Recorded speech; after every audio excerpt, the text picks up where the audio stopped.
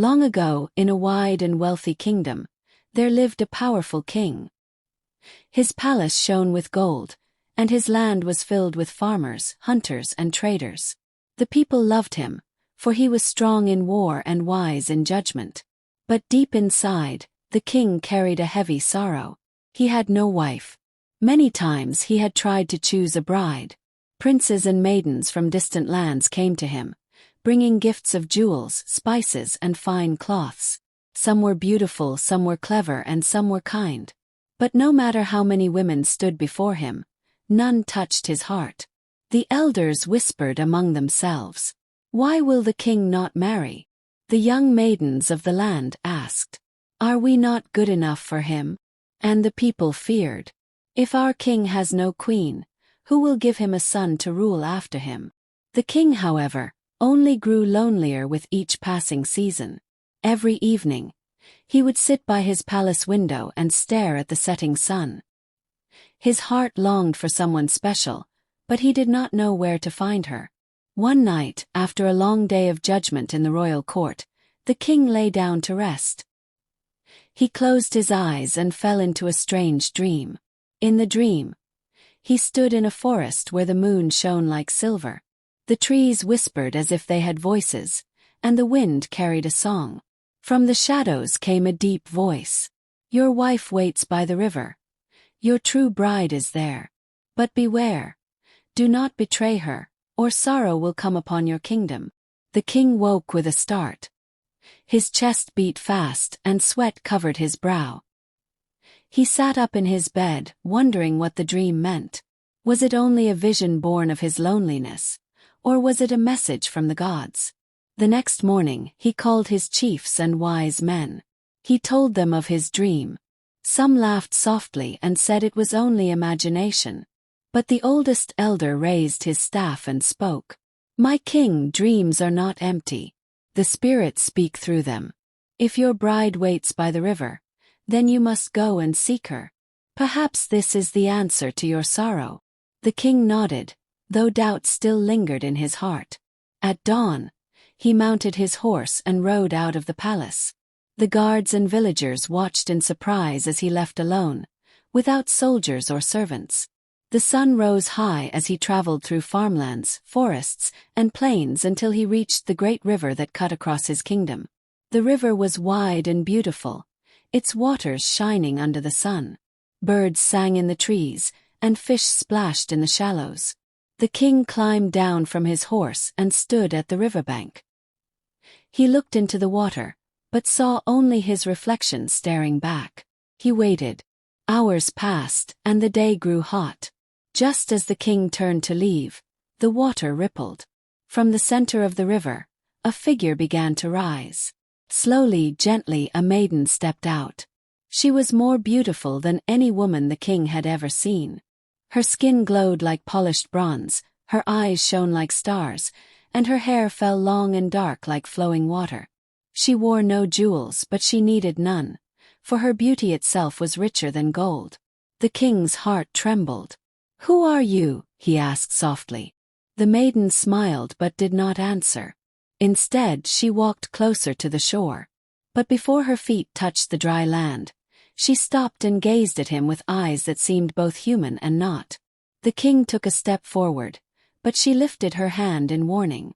Then, just as suddenly as she had appeared, the maiden turned and sank back into the water. The ripples spread across the surface until the river grew calm again, as if nothing had happened.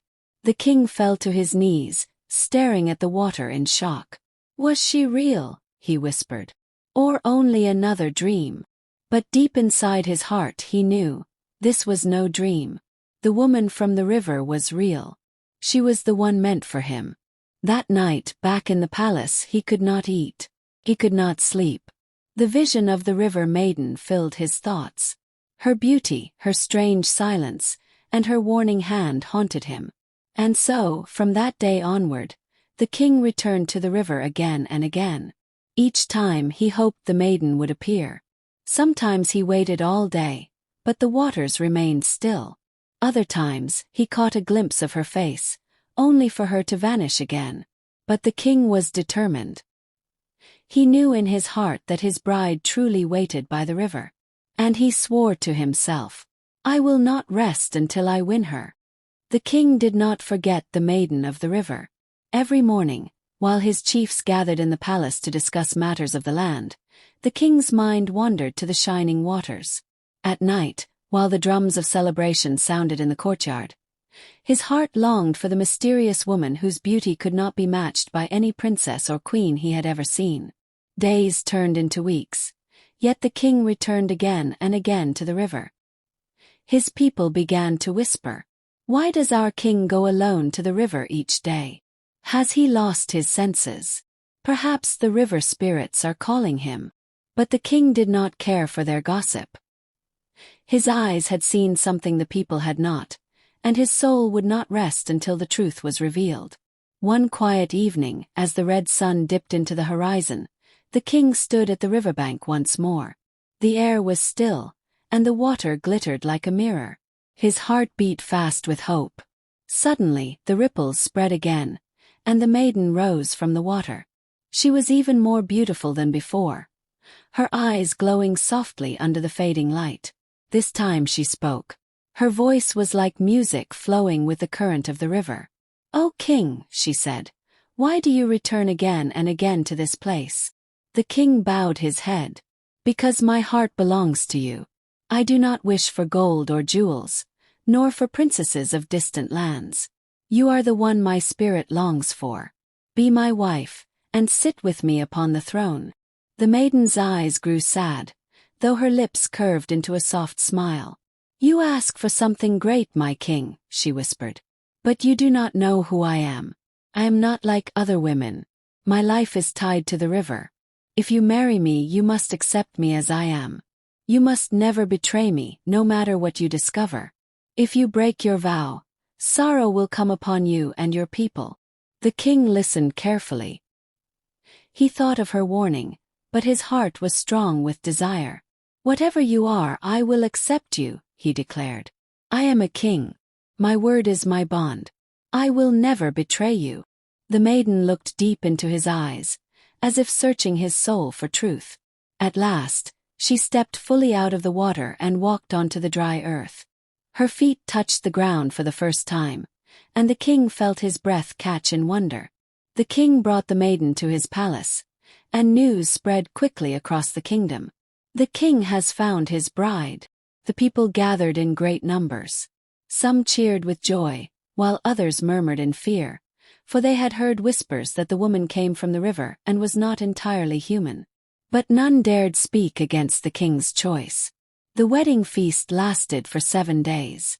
Drums echoed through the villages, dancers filled the courtyards, and the air was sweet with the scent of roasted meat and palm wine. The king sat proudly beside his bride, who glowed like the moon among the stars. For the first time in many years, the king's heart felt whole. He believed he had found the happiness he had long searched for. Whispers in the palace. But not everyone celebrated. Some servants grew suspicious of the new queen. "She never eats before others," one whispered. "She is too quiet, too strange," said another. "Her eyes are not like ours, they shine at night," muttered a guard. Soon rumors spread like fire through dry grass. The queen was beautiful, yes, but there was something mysterious about her. Some said she was a spirit. Others swore she was a creature in disguise. Yet, the king loved her deeply and paid no attention to the whispers. He remembered her warning and kept his vow. The king thought his marriage would bring peace to his heart and joy to his kingdom. For a while it did. The queen was gentle and kind. She cared for the sick, she gave food to the poor, and she listened to the cries of widows and orphans. The people who came close to her loved her deeply. But still the whispers grew louder. Fear spreads faster than love, and suspicion is heavier than truth. In the market, women carrying baskets of yams said to one another, "Have you seen her eyes? They shine like a snake's in the dark." At the well, men filling their gourds whispered, "She came from the river. No human woman lives in the water. She must be a spirit." And in the palace itself, The jealous servant who had spied on her repeated his story again and again. I saw it with my own eyes. She shed her skin like a cloth. She is not a woman, she is a serpent. The rumor became the talk of the kingdom. Soon, even the chiefs and elders grew uneasy. The king loved his queen with all his heart. He remembered her warning, "Do not betray me." So, he held his tongue and defended her against every accusation. My queen is no monster, he told the court. She is wise and good. She is my wife, and I will hear no more of this foolish talk. But even as he spoke, doubt quietly entered his heart. He began to wonder if the whispers were true. Why did she never eat in public? Why did her eyes sometimes glow in the dark? Why did she often slip away in the night? The king tried to silence these thoughts, but the seed of suspicion had been planted. The queen knew the people doubted her. She felt their eyes following her when she walked through the market. She heard the silence that fell whenever she passed. One evening, as she sat alone in her chamber, she wept. I warned him, she whispered to herself. I told him never to betray me. But I can feel it. The truth is coming closer each day. Her heart ached not for herself but for the man she loved. She knew the kingdom was not ready to accept her true form. Humans feared what they did not understand. And she feared that when the truth was revealed, sorrow would fall upon them all. The end came sooner than she had hoped. One moonlit night, the jealous servant crept again to the hidden chamber. He wanted proof of what he had seen, something he could show the people. Quietly, he pushed the door open just a little wider than before. Inside, the queen stood with her back to him.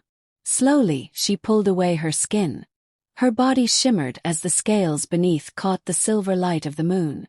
She stretched, long and powerful, her serpent form gliding across the floor. The servant gasped and stumbled backward. This time he did not hide. He ran straight into the courtyard, screaming at the top of his lungs. The queen is a snake. The queen is a snake. I saw it. With my own eyes. The guards rushed to him. The noise spread through the palace like fire. Doors opened, servants poured out, and soon the whole courtyard was alive with shouting. The king was woken from his sleep by the noise. He ran to the courtyard, his robe flowing behind him. What is this madness? He thundered. The jealous servant fell at his feet, shaking with fear. My king, he cried, forgive me. But the truth must be spoken. Your wife is no woman. She is a serpent in disguise. I saw her shed her skin with my own eyes. The crowd gasped. Some covered their mouths. Others shouted in terror. The king's heart pounded. He wanted to deny it, to call it a lie. But then, from the shadows of the doorway, his queen appeared. Her eyes were filled with sorrow. She knew she could hide no longer. Slowly, she stepped into the courtyard. Before the king and all the people, she let her human skin fall away.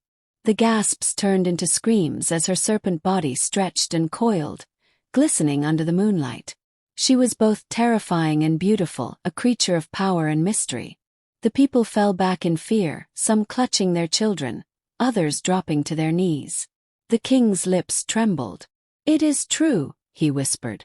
The queen looked at him, her eyes shining with tears. Did I not warn you, my husband? She said, her voice heavy with sorrow. I told you never to betray me, never to reveal my secret. But now the whole kingdom knows. You did not guard my trust. The king's heart broke. It was not I who revealed you, he pleaded. It was the servant. I kept your secret, I swear it. But the queen shook her head. You doubted me in your heart, and that doubt has betrayed us both. Now the curse must come. She lifted her serpent head high, and her voice rolled like thunder across the courtyard. Hear me, people of this land. Because you mocked me, because you feared me, because you betrayed me, I curse your fields with famine. I dry your rivers, I scorch your soil. Your bellies shall know hunger, your children shall cry for food. And you, my king, shall know sorrow until your last breath. The ground shook beneath their feet. The night air grew dry and hot. The people screamed and scattered, running into the darkness. The king fell to his knees, tears streaming down his face. "My queen," he cried, "forgive us. Forgive me." But the queen only turned and slithered toward the river. With one last sorrowful look, she vanished into the waters, leaving only ripples behind.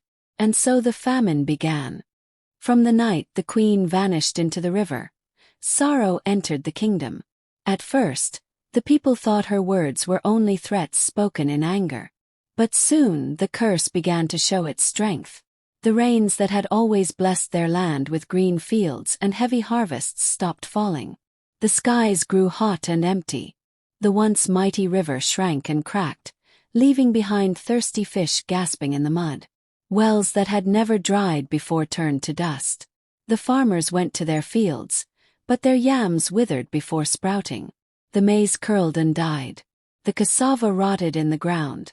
Hunger crept into every hut, and the sound of crying children echoed through the villages. The people turned their anger on the king. "You brought this on us," they cried. "You married a woman from the river. You knew she was not one of us. Because of you, our children are hungry, and our land is cursed." The chiefs and elders gathered in the palace, their faces hard with fury. "My king," said the oldest among them, "the people suffer because of your wife. You must do something. Go to the river and drive her away forever. If you do not, your throne will not stand." The king's heart was torn in two. He loved his people, but he also loved the queen, though she had left him. Her words still rang in his mind. "You doubted me in your heart, and that doubt betrayed us both." Each night, the king walked alone through the silent palace halls. The laughter of dancers and the sound of drums had been replaced by silence and weeping. The once full storerooms now lay empty. He could not sleep. He could not eat. His mind wrestled with heavy questions. Should I abandon her? Should I fight against her curse? Or should I seek her forgiveness? He remembered the way she had looked at him on their wedding night, full of love and trust. He remembered the way her tears had shone when she warned him of betrayal. And so, though his people begged him to cast her out, the king decided to seek her. He would go to the river once more, not with anger but with sorrow and love. One morning before the sun rose, the king left his palace quietly. He wore no crown, carried no sword, and brought no guards. Alone, he walked through the silent fields, past the empty wells, and down the dry path to the river. When he reached the riverbank, he saw only cracked mud and shallow pools where fish lay dying. His heart grew heavy, but he knelt by the water and called out, "My queen, my love, hear me. I was foolish. I doubted you, though I tried to hide it. I did not protect your secret as I should have. Forgive me, for without you I am nothing. Without you, our land will die."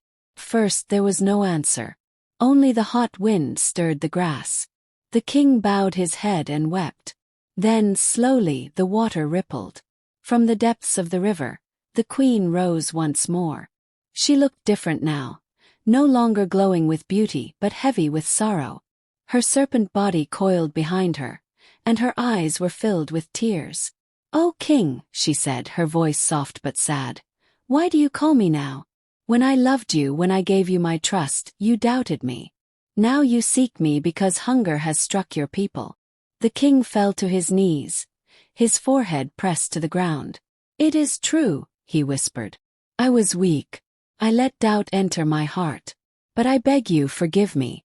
Forgive your people. Lift this curse, for they suffer." The queen's eyes softened, but pain still lingered in them. "I warned you," she said. "That betrayal brings sorrow. What has happened cannot be erased. But perhaps mercy can heal what anger has broken." The queen raised her hands, and the sky darkened. A wind blew across the land, carrying the scent of rain. She closed her eyes and spoke with power. "Let the curse be lifted. Let the rains return. Let the fields live again." Thunder rolled across the heavens. The clouds gathered thick and heavy, and soon the first drops of rain fell onto the cracked earth. The dry river filled once more, rushing with life. The farmers' fields drank deeply, and green shoots began to rise. The famine was broken. The king lifted his head, tears of joy on his cheeks. "My queen," he cried, "thank you." But she shook her head. "No," she said softly. "I have lifted the curse, but I cannot stay. Trust was broken between us, and love without trust cannot stand. From this day on, I return to the river. You will never see me again." The king's joy turned to sorrow. He reached out, but she stepped back into the water. "Wait," he begged. "Do not leave me." But the river swallowed her form, and she was gone. The rain poured for days, filling wells, rivers, and farmlands. The crops grew quickly, and soon the sound of laughter returned to the villages.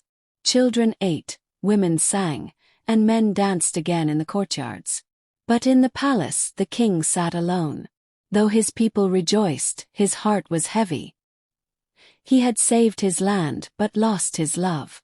The people whispered, "Our king is strong, but his heart is broken." And from that day on, the king ruled with wisdom and justice, but never again did he take a wife. His story became a lesson for all. Never betray the trust of those who love you. For love may forgive, but it never forgets. The famine ended, and the land blossomed once again. Rains returned to the fields, and the great river ran strong and full. The farmers rejoiced as their yams grew large and their maize fields turned green. The hunters brought back game, and the markets filled with laughter, noise, and color. The people were happy again. They said to one another, "The curse is broken. The land is healed." But in the palace, joy was far away. The king sat alone on his throne, his crown heavy upon his head. His people were saved, yes, but his heart was empty. The queen, the woman he had loved with all his soul, was gone forever. The palace, once filled with music, dances, and feasts, now lay in silence. The king no longer called for drummers or singers. He no longer walked with pride in the courtyard. Instead, he spent his evenings by the window, staring at the river far away. At night, when the moon rose high, he dreamed of her. He dreamed of her smile, her laughter, and her warning, "Never betray me." He would wake with tears on his face, knowing he had lost the only woman who had ever truly loved him. His servants whispered in sorrow, "Our king lives, but his heart is dead." One day, the oldest elder of the land came to the king. He leaned on his staff and bowed low. "My king," he said gently, "your people are happy once again, but you remain in sorrow. Will you not take another wife to share your throne?" The king shook his head. "No," he said. "I had a queen once. She was the only one meant for me. I betrayed her trust, even if by silence, and because of that, I lost her. Another wife cannot heal this wound." The elder sighed. "Then at least teach your people the lesson of your story. Let them remember what happened, so that they may never make the same mistake." The king nodded slowly. So it was that the king gathered his people. He ordered a great festival to be held, not of joy alone, but of memory. The drums sounded across the land, and people came from far and near to the palace courtyard. When all were gathered, the king rose to speak. His voice was strong, though sorrow lived within it. "My people," he said, "you know what has happened. You know how I found a wife by the river, a woman more beautiful and wise than any other. She gave me her trust and her love. But I allowed doubt to grow in my heart, and her secret was revealed. In her pain, she cursed us, and famine came upon our land. Only when I begged for her forgiveness did she show mercy and lift the curse. But she left me forever." The crowd listened in silence, their faces heavy with thought. The king raised his staff. "Learn this lesson, my people. Love is not only about beauty or gifts or power. Love is built on trust. Without trust, love cannot stand. When you give your word, keep it. When someone gives you their secret, guard it as your own life. If you betray trust, you will lose what is most precious to you." The people bowed their heads, and from that day, they taught the story to their children and their children's children. Years passed, and the king grew old. His beard turned white and his steps slowed. Yet he never forgot his queen. Every year, on the same day she had vanished, he went alone to the river. He would kneel by the water and speak softly. "My queen, my love, I still remember you. Forgive me, even in death." Sometimes when the moon was full, he thought he saw her reflection in the water, smiling at him. But when he reached out, it was only ripples. The people came to honor him as a wise and sorrowful ruler. They said, "He gave us food, he gave us rain, but he also gave us a lesson that will live forever." When the king died, the land mourned for many days. But his story lived on. Parents told it to their children by firelight. Elders repeated it at village meetings. The tale of the king and the river queen became a warning, a guide, and a lesson. They said, "Do not judge by appearances, for love may be hidden in strange places. Do not betray trust, for it is the root of love. Do not let fear or doubt destroy what the heart knows to be true." And so, though the king was gone, his love and his sorrow remained a part of the people's hearts. Some say that even now, when the river is quiet and the moonlight dances upon its waters, you may see a shadow of the queen, rising like silver mist. She does not speak, but her presence reminds all who see her of the vow that was broken, and of the truth that endures. Love may forgive, but it never forgets. Thanks for watching. Please don't forget to like, comment, and subscribe.